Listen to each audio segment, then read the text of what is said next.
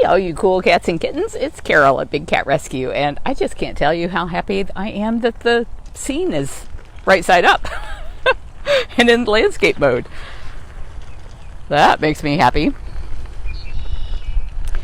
So I'm riding out here by the vacation rotation, and I've had a number of people asking why we haven't put another cat on vacation yet. And that's because Amanda was sick, and so that's why the last few days she was in her lockout area, the roof section of the vacation rotation. The vacation rotation, for any of you who might be new, is 2.5 acres, and each month a different cat gets that space, and Amanda had gotten it last month, and then she got sick, and she's 23, is that right? She's ancient. And we were afraid that she would go way out into the middle there in that den if we let her out, because she was not wanting to eat, and we needed to get medications into her. And so that's why she got locked up in the roof section. The roof section is like 3 cages down there. Are you Amanda? You are Amanda. I want to make sure this wasn't our witness protection cat. There's 8 cages back here and only 2 cats sharing all of them. Amanda is in a bunch of them, and the witness protection cat is in a bunch of them. Oh no.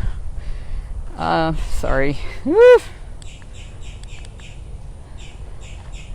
Okay. Hi, Amanda. I'm gonna stay back here. Can we focus on Amanda? Am I too far back?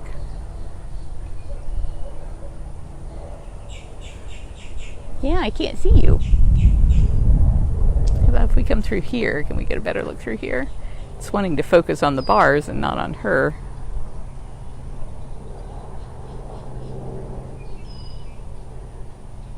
So she'd gotten down to where she was only eating a couple pounds a day and really had us worried. I guess I'm going to have to stay zoomed out because I can't focus on her. And I think yesterday she ate 8 pounds, and the day before she ate 8 pounds, so that was good news.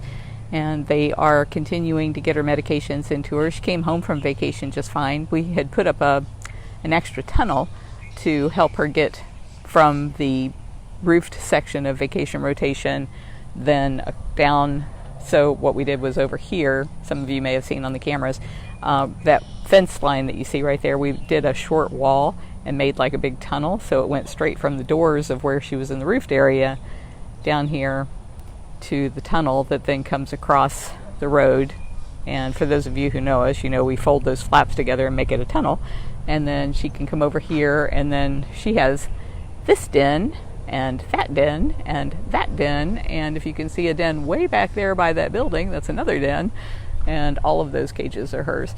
And she's got pools in each one of those and platforms in each one of those, and I'm really happy that she's eating better. But because she was coughing, and everybody is really super freaked out about COVID-19 right now, we wanted to be absolutely sure that she didn't leave any germs in vacation rotation before the next cat goes in there. So the vet said to leave it set for a few days.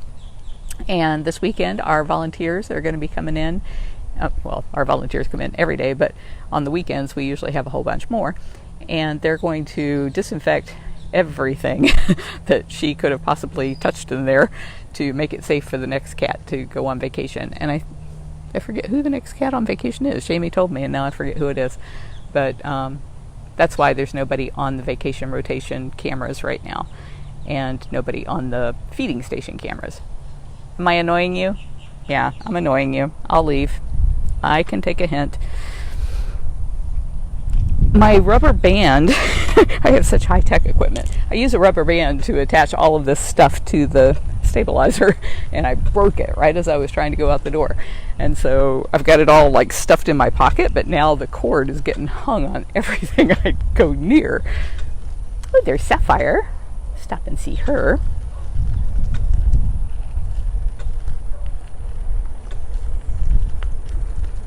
Hi. Whoa. Whoa. Yeah. I saw your keepers go by a few minutes ago. Rebecca, you don't want to see my face. These tigers are much more beautiful than I am. Yes, yes you are. This is Sapphire, and I see we have like 1,300 people, and usually on one of these live feeds we would only have maybe 500 people. So about 3 times as many people here, and so I'm guessing an awful lot of you are new, or maybe it's just because everybody's sitting at home with nothing to do. But for those of you who don't know, the only way that white tigers are produced is through inbreeding. And sadly, people who pimp out tiger cubs know that the public is just fascinated with white tigers, and they don't know the truth about white tigers, and so they'll pay to have their pictures made with them. They'll pay a lot more to do that with a white cub than a golden cub. In fact, so much so that a lot of the golden cubs are actually killed at birth because they aren't considered as valuable. And the way that they get white cubs is through severe inbreeding, brother to sister, father to daughter, generation after generation of that. And so some of the main questions that I have heard from all of the people who thought that Netflix was preaching the gospel, which just blows my mind that people believe what they see on TV. But some of the biggest questions I get is, why are these cats in cages and why can't they go free? And I'm so glad that people are asking that, because we don't believe that these guys belong in cages, but they can't go free either. And the reason for that is that all of these cats that we rescue, we'd never bred lions or tigers. We did breed some of the smaller cat species back from 94 to like 97. So 20 some odd years ago, 23 years ago, 24 years ago. But none of those cats that are being bred for pay-to-play props or for these roadside zoos, and frankly in any zoo, is ever going to go free. And the reason for that is they were born in that cage, in that country, wherever it was. Most of ours were born in the United States. We have 3 that came from Guatemala, and we had 1 before that came from Peru, but at any rate, they're not native to any of those places. And if they're not born in the wild, they can't be released back to the wild. It's illegal, and it would harm the populations of cats in those areas to introduce all of these really messed up genes like the white tiger, because the people who have them in private possession, they only want cubs for people to pet, and white cubs at that. They don't care about the purity of the species or anything else. And I'm trying to focus on her eyes, but it's focusing on the wire instead. She's extremely cross-eyed, and that's one of the birth defects that goes along with being born white. The same gene that creates that white coat also is tied to the optic nerve of the brain. So they're cross-eyed even when they don't look so cross-eyed, although almost every white tiger I've ever seen really looked cross-eyed. We had one here, Zabu, who didn't look so cross-eyed, but she physically, her vision was cross-eyed because of the fact that wiring goes along with that white coat. So that's why you should never pay to see a white tiger in a cage. It's anybody who has bred a white tiger and put them in a cage has done it strictly to separate you from your money. So how is Big Cat Rescue with cats in cages different than other places? Well, the obvious thing is we're not breeding them. We're not creating a lifetime of misery for these cats by breeding them for life in cages. So we are absolutely against the idea of people breeding big cats and putting them in cages for the rest of their lives, and they can't go free. So it's like, what is the point of doing that? All of that money should be spent on, you're just so beautiful, I hate to leave, should be spent on actually protecting habitat so that they have a place to be free.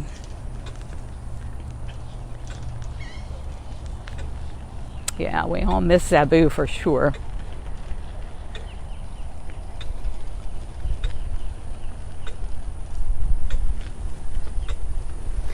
Yeah, Deb Quimby points out white tigers would never exist in the wild. I mean, the very first one did come from a wild mother, and it was back in the 50s, and a hunter shot the mother in order to get the cubs. And then he started, well, he didn't, but he sold them to zoos, and they ended up in the U.S., and so they found out the only way they could create more of them was through the severe inbreeding, brother to sister, father to daughter, in order to create that white coat. And even if it happened in the wild once, it's probably because there was just a very small pocket of cats that were isolated from other populations that became very inbred, and that's what caused it there. They would never live to adulthood because they can't hunt. They don't live where it snows, and so that white coat is just, if you can imagine looking at all this greenery here, cats live where it's really green. And that white coat just stands out like a sore thumb. They would never be able to hunt. Diana, it is not still raining. I wish it were still raining because we need more rain. Hey there, Max. Max is a tiger from Guatemala.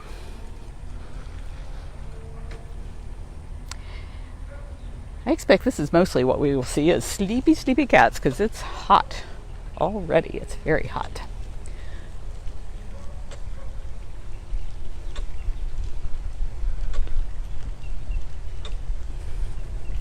Right before I went live, I think it was Luana, sent me a screenshot, and people are just going absolutely nuts because apparently Joe Exotic's husband, Dylan, was on some kind of show and said that we had taken over the GW Zoo. It's just like everything else those people say, an absolute lie. We have a lawsuit still pending against the zoo, but we've been waiting since November of 2018, not 2019, 2018, for the judge to rule, and he still hasn't filed a ruling yet, so we don't know what's going to happen until he actually files a ruling.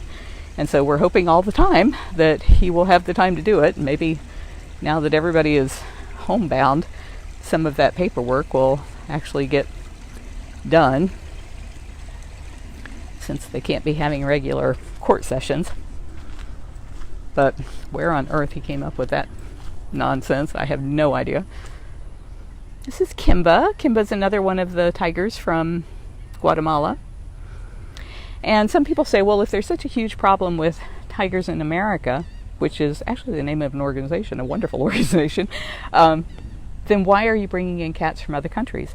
And the reason is, when other countries have been smart enough to pass laws to ban the use of big cats in circuses, we don't want those governments to get stuck with all those cats, because as much as the private owners say they love their cats, as soon as they can't make money off of them, they abandon them.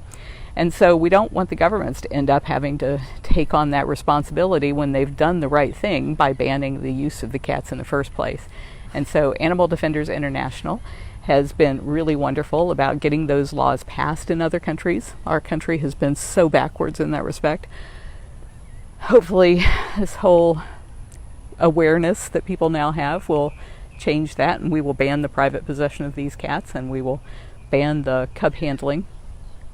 But when that happens, you want to make sure that all of the cats go someplace safe. And so ADI, Animal Defenders International, took all of the lions and a bunch of the tigers to their new facility that they just built in South Africa. And we agreed to pay for these guys during their time in Guatemala. It took 18 months to process all of the paperwork, and each of these cats costs $10,000 per year to provide food and vet care for. So we were having to pay their support the entire time they were out of country, and then had to pay to ship them here, which was ghastly expensive. If you can imagine shipping an airliner full of tigers to the U.S. But we'd do it again. Yes, we would. You're so special. Another thing I hear people say a lot is that they are so worried that if we pass the Big Cat Public Safety Act, which bans the cub handling, so all of that breeding that is going into making cubs just to be used and then killed, if we ban that and we ban the private possession where people can keep, the way our bill reads, they can keep the animals they have, they just can't buy or breed more. People are worried that the cats aren't going to have any place to go, and they will. There are lots of accredited sanctuaries in the U.S. They are accredited by the Global Federation of Animal Sanctuaries, and they are ready and willing to provide lifetime care to all of those cats. But they don't have, and we don't have, any ability to just go in and take them. You have to pass laws first, and then they have to go through due process, and if the people aren't willing to give them up, which most aren't, then when the government steps in because they're not taking care of the animals, they can go to legitimate sanctuaries that won't be breeding them, won't be making more cats for life in prison, and they'll get vet care for the first time in their lives. They'll get treated like the majestic animals they are. This is Manny. He's a jaguar. Speaking of jaguars, today I've been working on a CGI, computer-generated image virtual reality game with a company that we hired out of South Florida, out of Miami. I'm blanking on their name. But anyway, every Friday we have a update meeting where they show me what they've done and we make decisions on what we're going to do from there. And so this morning was their first build of it, and it is fabulous. It's very educational. It's all about tigers and poaching and what you can do to save them in the wild and in captivity. And I am just going to be so excited to be able to offer that for free in the on Steam and Oculus Go, or Oculus. It'll be available on the Rift and on the Oculus Go. And we want to do it for free because we want teachers to be able to have that as an educational tool. We want people who can't afford a lot of apps to have this free experience where they can actually learn about the cats and what they can do to save them. And so it's looking amazing, absolutely amazing. I'm so excited about it.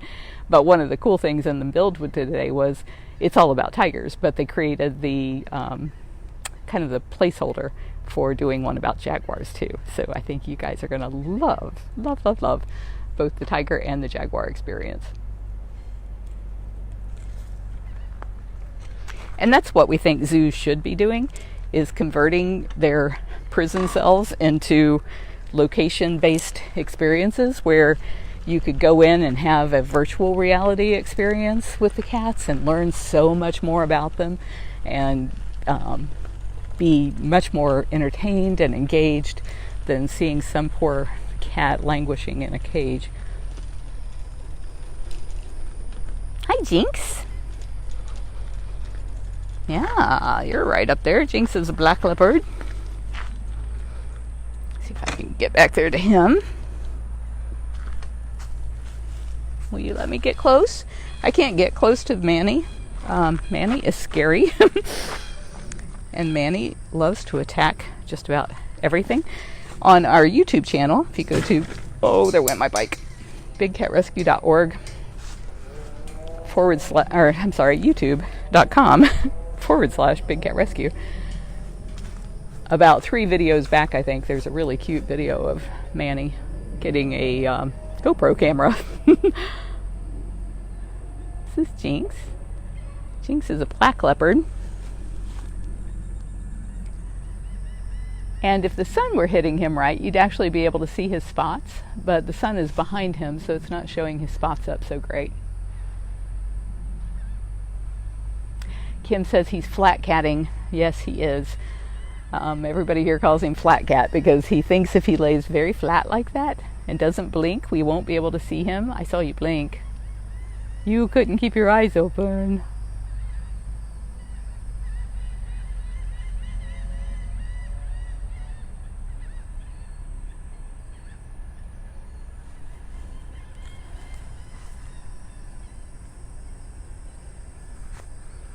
Everybody loves Jinx.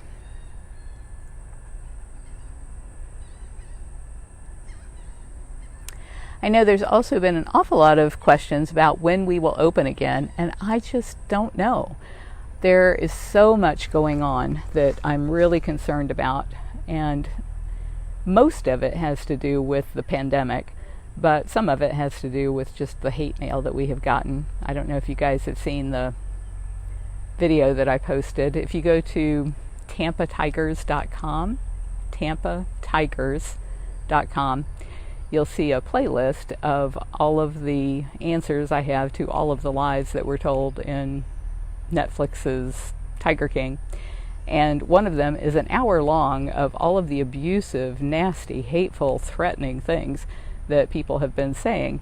And I'm really concerned that if we open our gates back up, that we're going to let somebody in here who's going to wait until everybody's looking the other way and throw poison into the cage or do something horrible to the cats or harm some of our people, just come in here and go absolutely postal with a gun. We don't have a metal detector to be able to screen people. But the main thing is I'm just really concerned about the spreading of the virus because of the cats being able to catch it and all of our people. We have so many people like me who are old, and like my husband who is even older, and some of those people who work here are old and taking care of their elderly parents, and so having them exposed to a lot of people coming through the gate is just a really bad idea. And so I just don't know if or when we will ever be able to have tours again. Probably not in the way that we have in the past, where we would do a guided tour of 20 people or so on a tour together. I think putting 20 strangers in a tight group like that is not a good idea. And when they're out here, we have to keep them close together because we don't want them wandering off or doing something they shouldn't to the cats, climbing a fence and getting themselves hurt or any of those kinds of things. So what we're hoping to do is a whole lot more live videos for you. The vacation rotation, or I'm sorry, the funcation. Well, hi, Aries. So Aries is on funcation. Let's go see Aries. It's a 22,000 square foot cage, and we used to put a different cat out there every 2 weeks, but because of the few cats that we currently have 49 big cats. Well, when I say big cats, exotic cats, and 6 hybrid cats, so like Savannah cats and Bengal cats. At our peak, we had like 200. So I think doing the rotation out here once a month is probably sufficient for everybody to get their time in the space. But what I'm thinking to do is the kitten cabana, since we are not going to be able to have the number of volunteers that we had in the past, we can't do the foster kitten program. And so the camera that's in the kitten cabana, once those kittens have all been adopted, what we're thinking to do is to bring it out here to Funcation and mount it somewhere out there in the middle in like a plexiglass box of some sort, so that you guys can see whoever's on Funcation. So that way, every month you'll have a different cat that you can watch 24/7 on that live cam, just like you can in the vacation rotation enclosure. He is a purry cat. He is quite the purrer. And I am sitting here balancing kind of 1 foot back so that I can pounce away from this fence if he decides he's going to come running over here. I'm hoping he thinks it's just too hot for that. Yeah, I'd rather you stay there, not pounce me. He is handsome. Aries is a cougar. Cougars have more names than any cat. Here in Florida, we call them Florida Panthers. Out west, they call them mountain lions. Down south in the Central and South America, they call them pumas. In much of the U.S., they refer to them as cougars. They also have some other names that you don't hear very often, like painter cat, catamount, mountain screamer, because, man, when they're in heat, they make a screaming noise like nothing you ever heard or ever want to hear. The way he came here is he was in, I can never remember, I think it was Iowa. I can never remember if it's Idaho or Iowa, but I think it was Iowa. A hunter shot his mom and decided that he was going to make pets out of the kittens. The kittens still had their umbilical cords attached and their eyes were still closed. And so his brother turned him in. And the Fish and Game people picked the cubs up, gave them to a rehabber. And then a couple weeks later, she was bottle feeding them every 2 hours, like you have to do when they're that little. And a few days or weeks later, they contacted her and said, you know, you can't rehab those cats for release back to the wild, like she could with raccoons and other little prey animals. And the reason that they won't allow that in most states is because they're afraid that if the rehabber does a bad job of it, the cats will I heard a noise behind me, I'm sorry. If the rehabbers do a bad job of it, that the cats might attack somebody going after them looking for food. And so they won't allow them to be released back to the wild. So they said you either have to send them to a zoo or you have to kill them. And she knew that she did not want them to go to a zoo because Ellen says it was Idaho. She did not want them to go to a zoo because they would just be constantly breeding them for life in cages. And she knew that I felt the same way. And she said, I have to euthanize these cats, and I just want you to be on the phone with me. And I said, well, hold up. Hang on. Hold the phone. So what we did was we contacted the Fish and Game Department, and we said, how about you guys change your policy and that you allow those cats that you end up taking that way to go to sanctuaries where they can live out their lives in peace but not be bred. And so they were fine with that. All they wanted to do was get rid of the cat. And so most of the states have now, if not all, have now created that ability for cats who do end up for some reason or another taken out of the wild. If they can't be released back to the wild, they can now go to legitimate sanctuaries. And so Aries and Orion and Artemis, his sister, they all three came here as cubs, and they've lived here their whole life. And just recently we lost his sister Artemis and his brother Orion.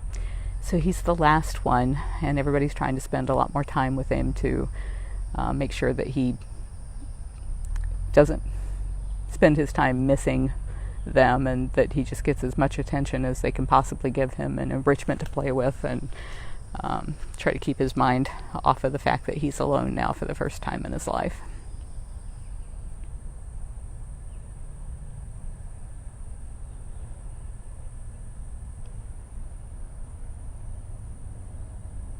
We really hate that the fact that these guys have to live in cages, and I've had a number of people, including Eric Good, the producer from Tiger King, suggest that they would be better off dead. And I don't believe that.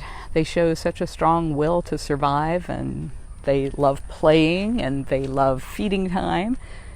And even though this is certainly not the life that they should have had, it's much better than going someplace that they would be bred, and I think they would agree that it's much better than being killed. But make no mistake about it. If I were to open every cage door here, these cats would walk away and never look back, even though they couldn't possibly survive in the wild and they would get killed the first time they got anywhere near a person. They don't want to be in cages, and I often struggle with the fact that I know that this is not the life that they should have been born to have, but unfortunately they just can't go back to the wild. It was illegal, and still is illegal, where he came from, and you can't release him in another state. That's illegal. You will be put in jail if you are caught releasing a wild animal that is not native to an area.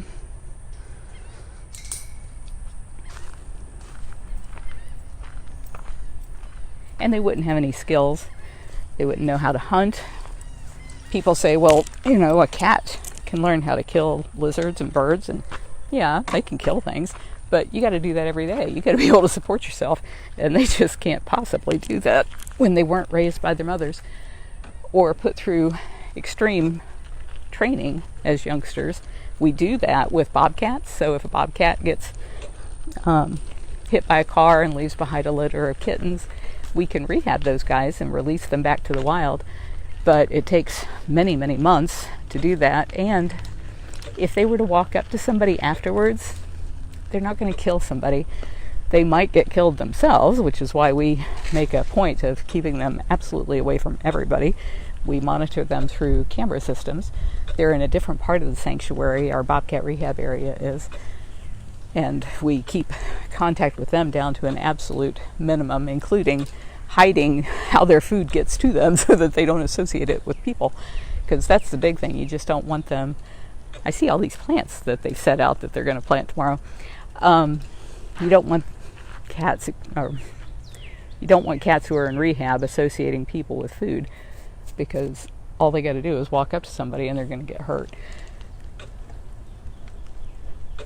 The cat's going to get hurt.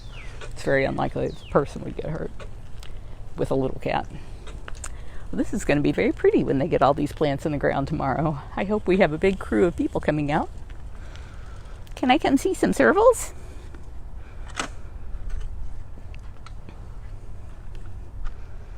Servals are like the poster child for people who think, well, you know, a lion or a tiger would make a really bad pet because it could be 400 pounds and it might eat me. So they think, well, this is the size of a dog and it might be a doable pet. But this dog-sized cat can take down a deer. It can jump 18 feet straight up. Their cages are 12 feet high with a roof on them. Hi. Hey, Cricket. Can I come over a little closer? Would that be okay? Would you be okay with that? I promise I am not going to touch you. We don't touch the cats here. And there's a couple reasons for that. One is, it would be rude. They don't want us touching them. When you see them rubbing up against the walls of the cages and other places, what they're doing is marking their scent on the wall and saying, this is mine. Everything on this side is mine. You stay on your side unless you got food. You could throw food through. And that's one of the tricks people use to make it look like they have a relationship with the cats, is they're the ones that go out there and feed them all the time. And so when they go up, the cats are all running over and wanting food and chuffing and rubbing up against the fence and begging for food. And they'll reach in and pet them. That's not what the cat wants. The cat wants food. But it makes people think, oh, look at that. They have this wonderful relationship. And it's a lie. It's made to fool you into thinking that they are somehow more special than you. Cricket was owned by a vegan, and I'm a vegetarian. I lean vegan, but every once in a while I have like butter or milk, cheese sometimes. And cats are obligate carnivores. They don't have a choice. They have to eat meat. And so you can't really tell it because she's laying here quite relaxed. Hey, Gail. But her back feet are kind of like duck-footed when she walks. They stick out, and her little tail is all curly sometimes when she's walking and prancing around because of the deficiencies in her diet when she was younger. As soon as she came here, the lady insisted all she wanted to eat was broccoli. And Cricket said, oh, heck no. I'll take everything on the meat menu here.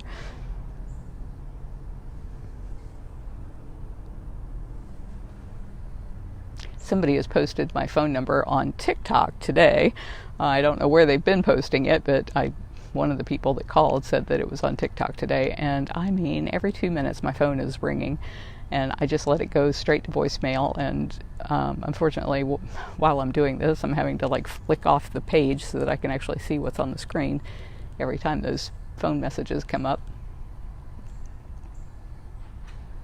Her Cricket is actually spelled with a K. Can I go see another cricket? Or another cricket. Can I go see another serval?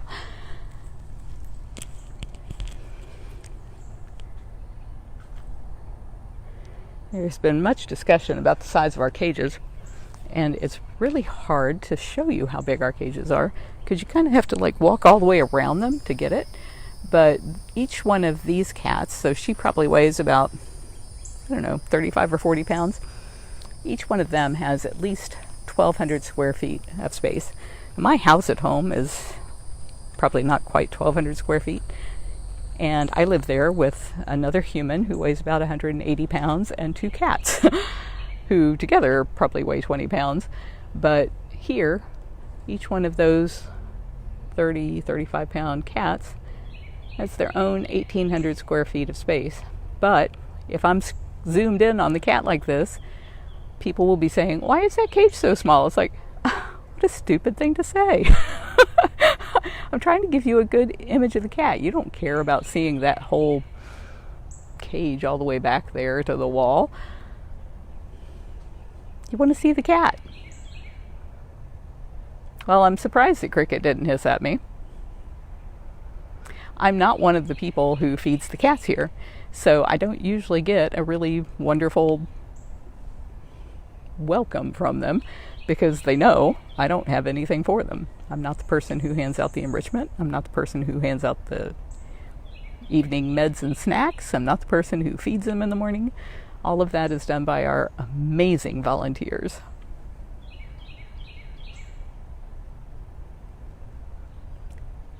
And this is actually, who is this? Sheena? I think this is Sheena.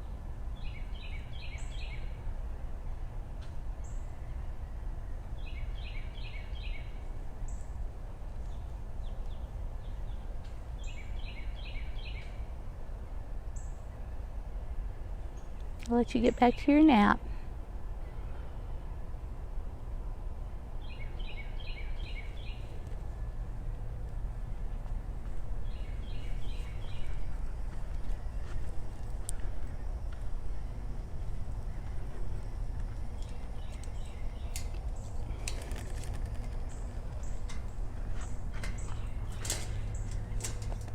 Yes, that was Sheena. And over here is Ginger. My goodness, Ginger, why do you have such a giant gate? Hang tight, everybody.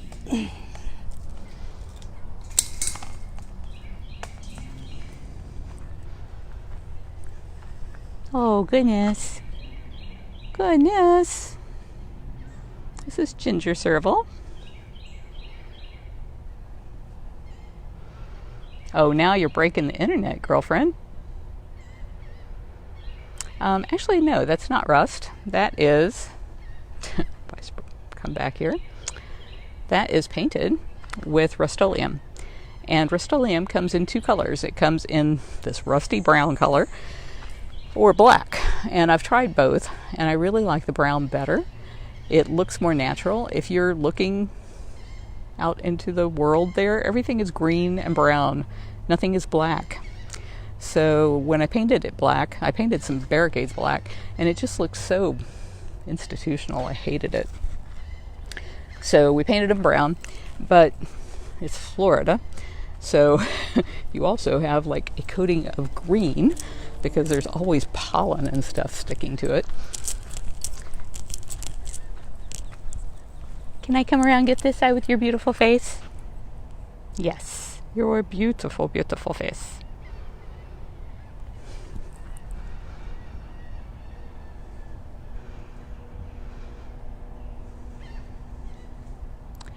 Ginger was owned by a fellow in Kansas. In fact, I was just yesterday digging out those photos from that rescue. Oh my gosh, the horrible, horrible conditions those people kept these cats in.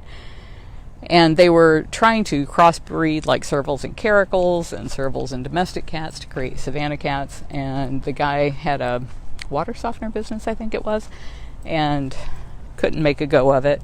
And so he contacted his son. I know. I'll talk quietly. Would that be okay if I talk quietly? Hope you guys can hear me okay.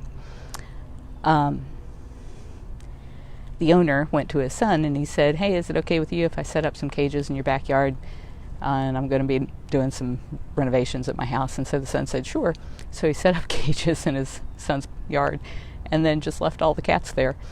And the son didn't want anything to do with the cats. There were three. I see I'm in a low connection area. Sorry about that, everybody. Let me see if I can get out to a better signal.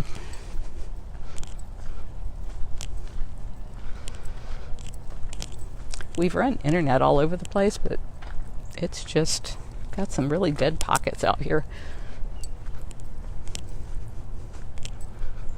So for those who I lost a minute ago, we had a bad signal back there.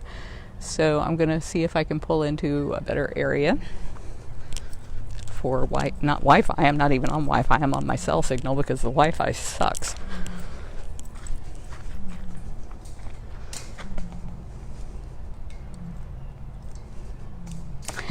I apologize. I'm screwing around with this gate. If you could see this, this is worth the price of admission right here. Oh my goodness.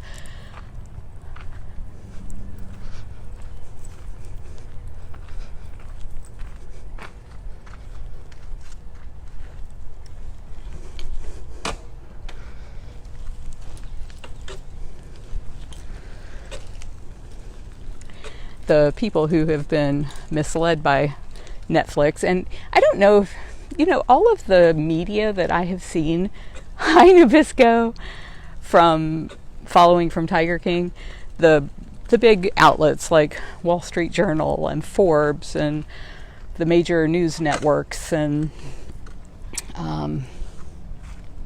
Oprah Magazine and all of those people, they all understood who the villain in Tiger King was.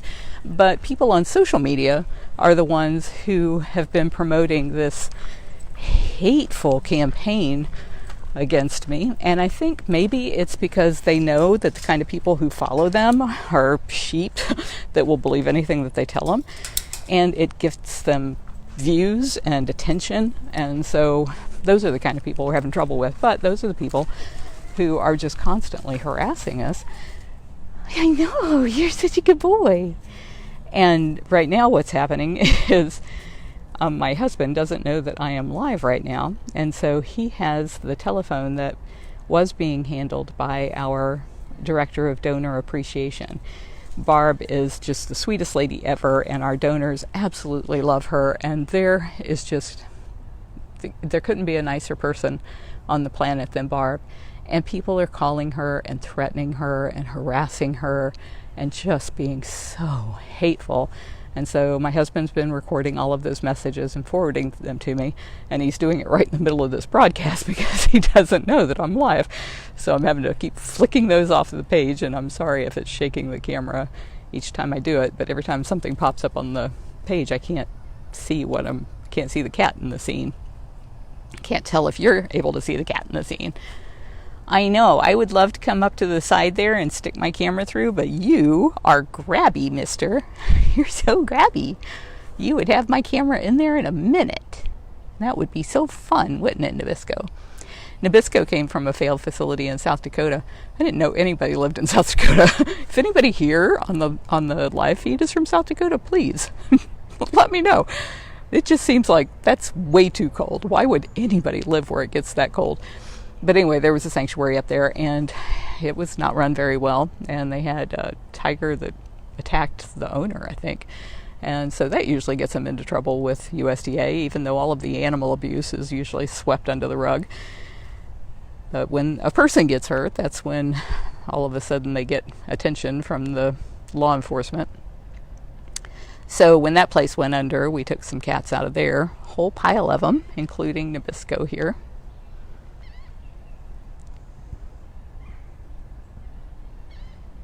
Oh, Flint, are you back from vacation? So Flint is in the next cage over.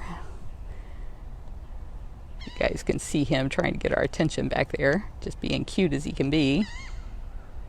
Why are you paying attention to Nabisco? I am so cute.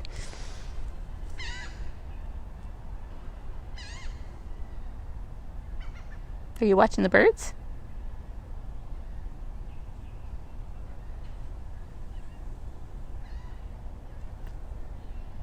Oh, well, that's a good idea. Shout out from what state you're from. That'll be fun. So they're wanting to see your whole cage, Nabisco. I don't know if I can give you an image that's going to show his whole cage. So if you look, everything that you see in that scene right there, let me make sure I don't have anybody else's cage, that's all Nabisco's enclosure. So like the size of a 3-bedroom, 2-bath house. That thing that he's sitting on, that rock, is 8 feet by 12 feet and 2.5 feet high underneath. And he can go under there and it's nice and cool. All of our cats have dens, and a lot of them have this style of den, which is especially nice when it gets hot. So you're gonna show everybody your cage? Let's go. Let's go for a walk. We're going. Yep, we're going right now. Right now. Oop, nope, wrong way. This way. Keep going. Yeah. Keep going. This might be difficult because he's gonna be like, but you're over here. Can you come through there? Come through the other side. Yes. Good job. Good job, Nabisco. Let's keep going. Come on. You wanna come? Are you coming? Come on. Nabisco.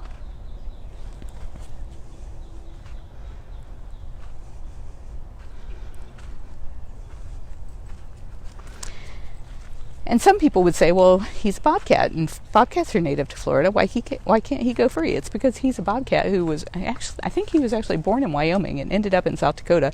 But at any rate, he can't go back to any of those places because they don't allow it. And here in Florida, I can only release a bobcat who was actually born in the wild in Florida. This is their feeding lockout. In Tiger King, they tried to make it look like that was their whole cage. And there was much ado made about why is the water bowl raised.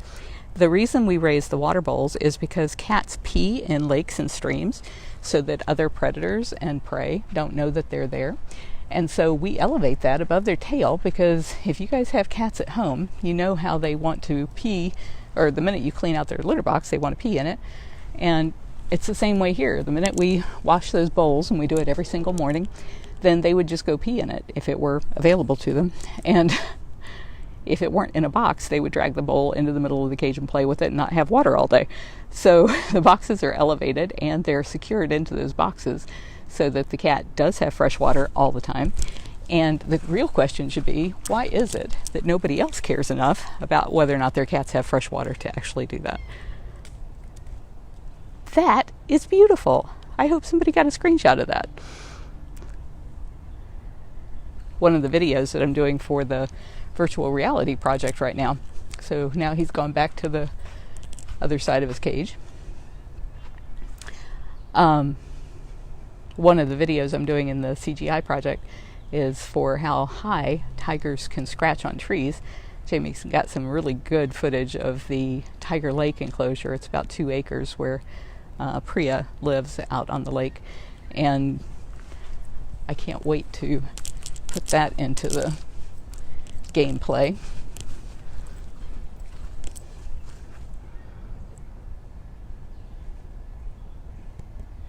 What do you think? What do you think, Nabisco? You gonna come get it? You gonna come get it? I do not understand people who are saying free Joe Exotic. I mean, did you watch the same show I did where he was filming a tiger as she was giving birth, and Rinky was yelling, keep the camera on her butt, because that was going to get them views on TV, or not TV, on YouTube.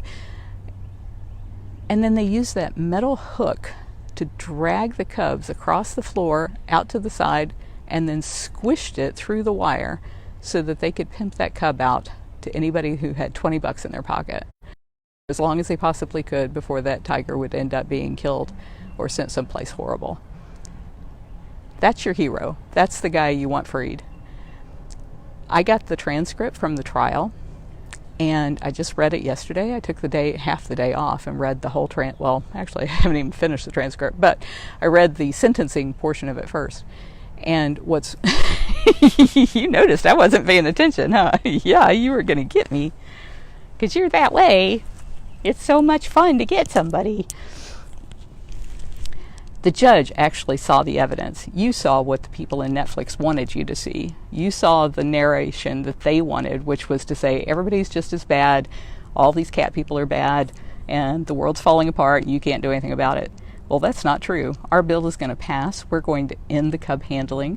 We're going to phase out private possession, and that is the first step to saving these cats in the wild. But the people who were in that trial, the 12, well, there's actually, I think, 14 or 15 members of the jury, because they had to have people in case somebody, didn't come at the last minute. But they all agreed unanimously that he was a criminal, that he had killed those tigers, and not just those tigers, so many more. But it was only because there was a recent change in the rules back in, I think, 2016 that made it possible, what you doing, to actually convict him for the horrible things he's been doing for years and years and years. Not one person showed up on his behalf.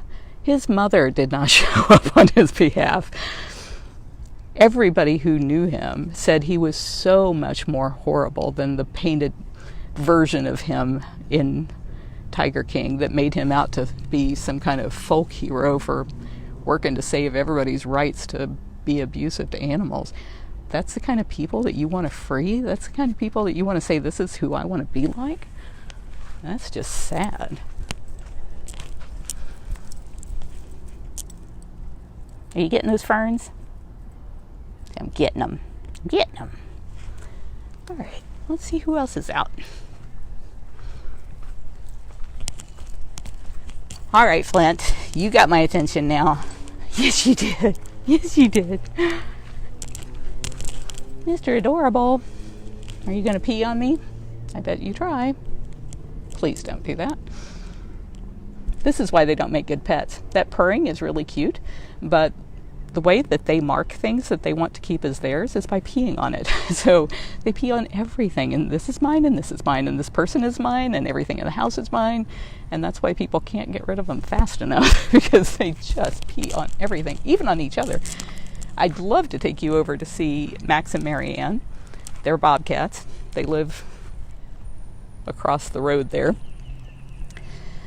But the signal over there is just horrible. Are you going to hop up on the top? That would be great. Then I could see you and not have to worry about you pouncing my camera. No, you were just hiding, huh? I was just hiding.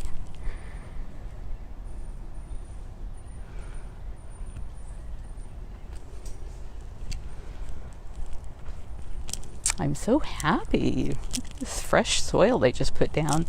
There were some huge tree roots through here, and it was like this, where it's a tripping hazard. So they've brought in some soil to help cover those over. That makes me happy. Pharaoh. Pharaoh is a white serval. They don't come in white in the wild. Again, it's just from inbreeding, so it's a really bad thing.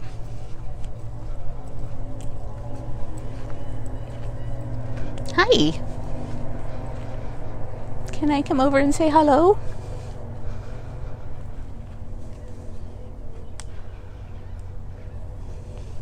I think yesterday, or maybe today,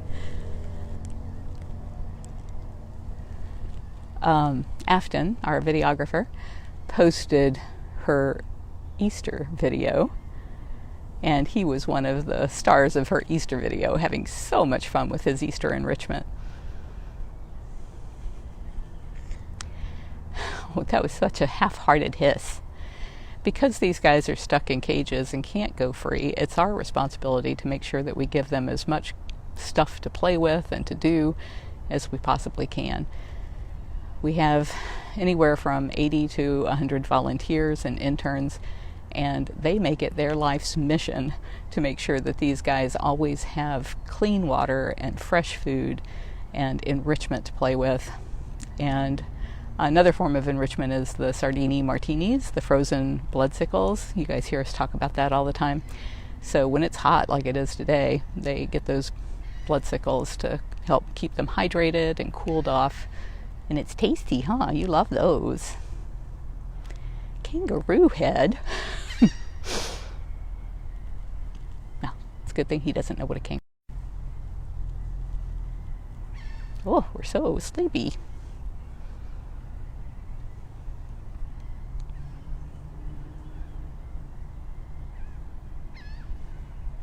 Yes, Melissa. King Tut's Hoppy Hut, or Hoppy, I forget what they called that, but it was just cute as it goes.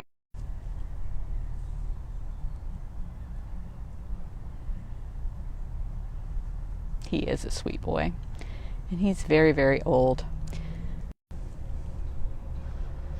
In the wild, most of these exotic cat species live to be 10 or 12, and in captivity, most of them live to be 10 or 12. But here at Big Cat Rescue, most of our cats live into their late teens and early 20s. Of our 49 cats, I think we have something like 18 who are over the age of 20.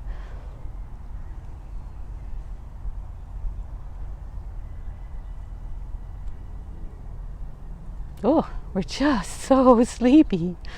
My goodness. Well, if I leave you alone, you could probably get some sleep.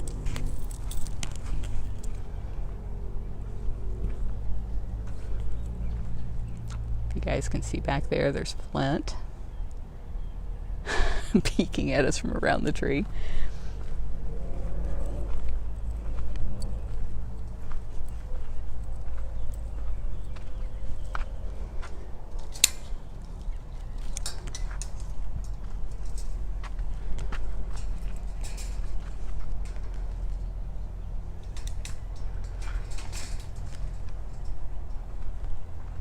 Yeah, they do have really long legs. Some people call them the deer cat because they're kind of leggy like a deer. Some people refer to them as the reed cat in the wild. Servals live along riverbanks, and they like fish. So they will hunt by wading out into the water and then smacking the fish with their paw. Their strike is so powerful, they can stun the fish and then pick it up and haul it off for a meal. This is Gilligan. Gilligan's enclosure has that big rock edifice back there. I don't know if you guys can hear it. I'm going to be quiet a while. There's an air conditioner running back there. Did you hear that? So he could go up through that hole there in the center and lay in the air conditioning if he wants, or those rocks are cool because the air conditioning is blowing on the back of it. But his favorite place is actually out here. Yeah, better view out here, huh? Get to watch everybody going by.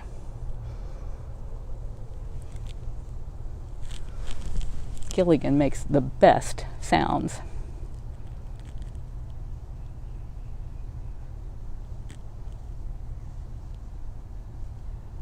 You see how those feet are so huge? Those are made for like snowshoes, running on the snow. Here in Florida, he runs on sand.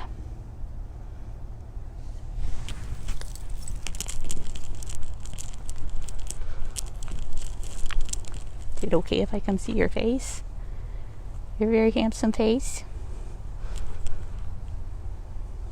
I want to see that cute little tail of yours too.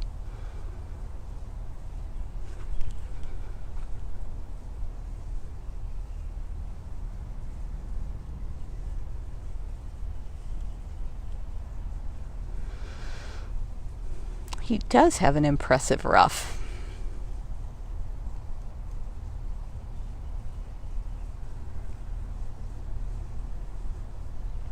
I'm sure he's going to be shedding out most of that coat. We had a cold day a couple days ago, but I think we have got to be pretty much done with cold days for the year. And so he will shed down to his summer self.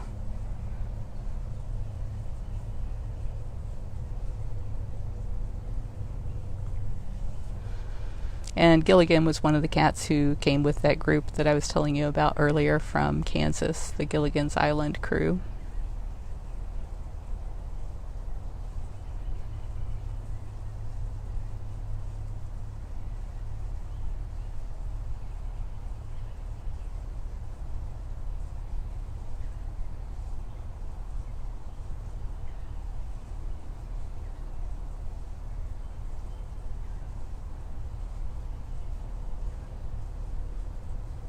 So sleepy. Sleepy, sleepy.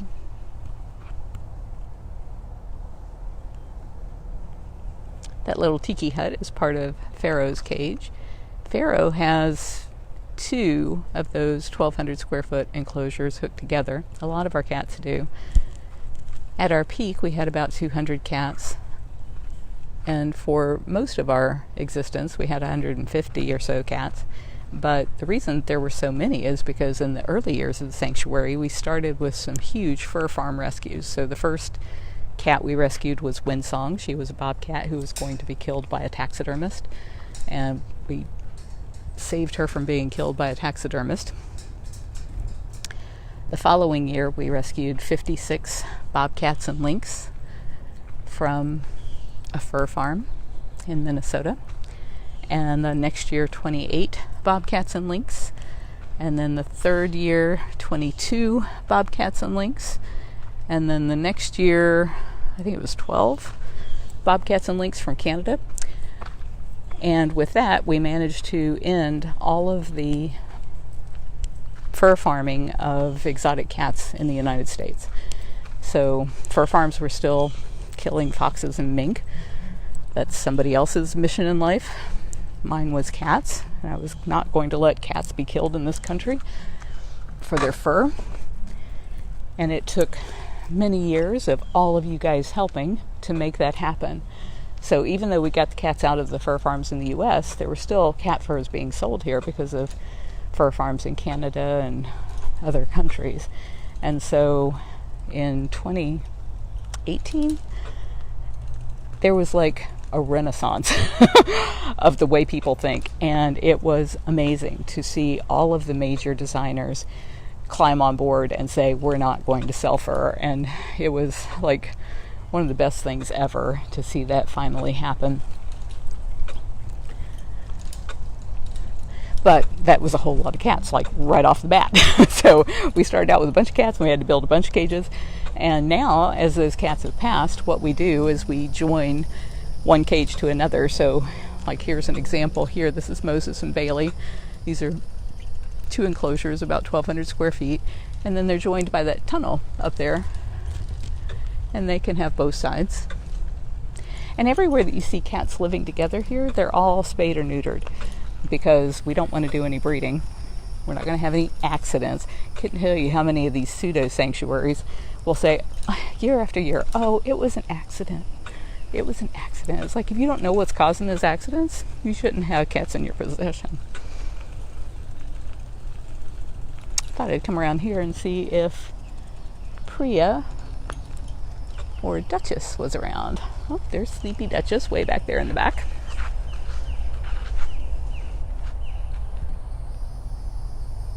If you guys can see her, it's laying back there against the fence. Priya and Duchess can actually go down here and swim in Tiger Lake, and there's a camera at Tiger Lake. So if you go to explore.org/bigcatrescue, that camera, can't really see that camera, but if you see that tree and that green stuff climbing the wall behind the tree, behind that is a camera, and it can see the cats on either side of that fence. Priya's on the far side and Duchess is on this side, and you can watch them swim and be cats. As much so as they can be, anyway.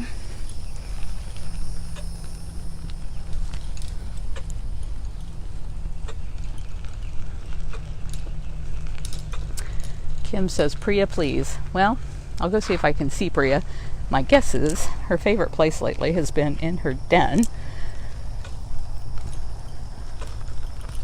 because she can lay in the den with her head out the hole looking at food prep to see if any food's coming. She has the best view for watching food prep.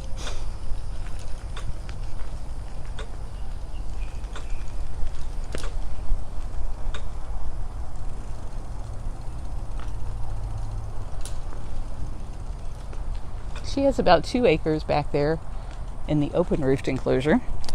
And then this roofed section up here is so that if we had like a hurricane or winds that get over 20 miles an hour, I'm trying to figure out what to do with my bike here while I'm trying to look in the den. We then shut them in the roofed areas during that storm, so that if a tree goes down, well, I don't see her. I was thinking she'd be right there in that den, because usually I can see her head right through there, but I don't.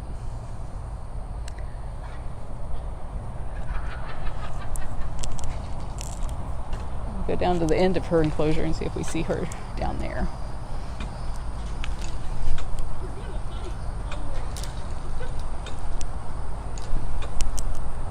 No, I don't see her.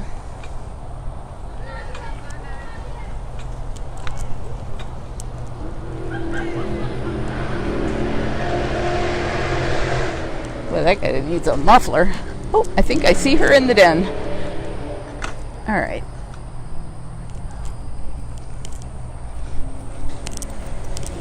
This is the area where they wash all the buckets each day after we feed the cats.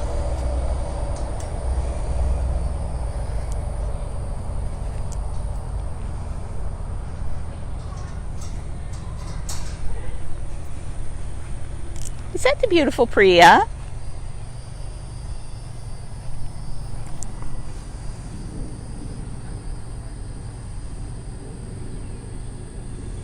You guys see stripies? There's stripies.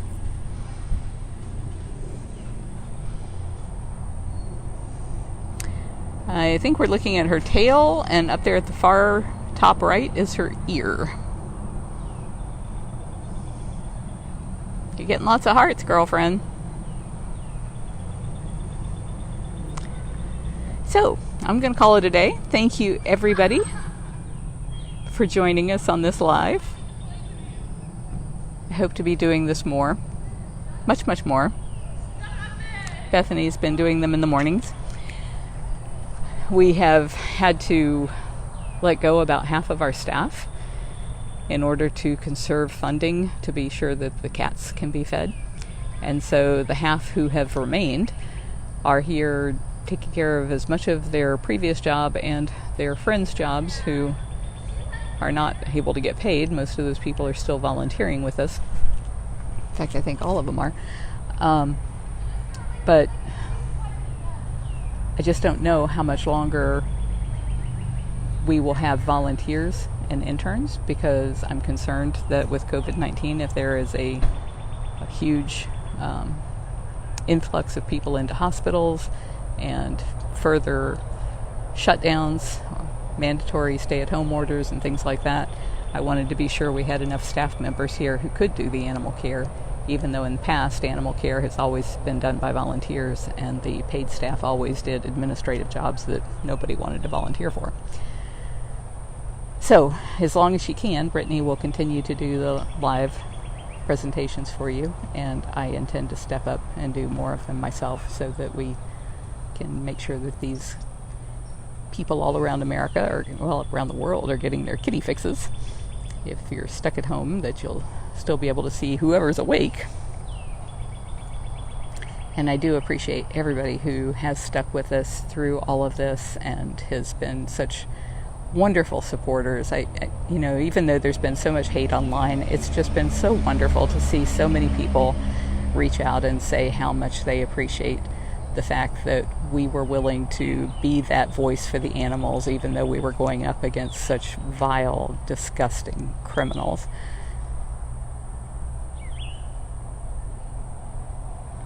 In the signature to my email, it says, "Judge me by the enemies I have made." And for everyone here who is making it clear that they are my enemy, I am proud to be your enemy.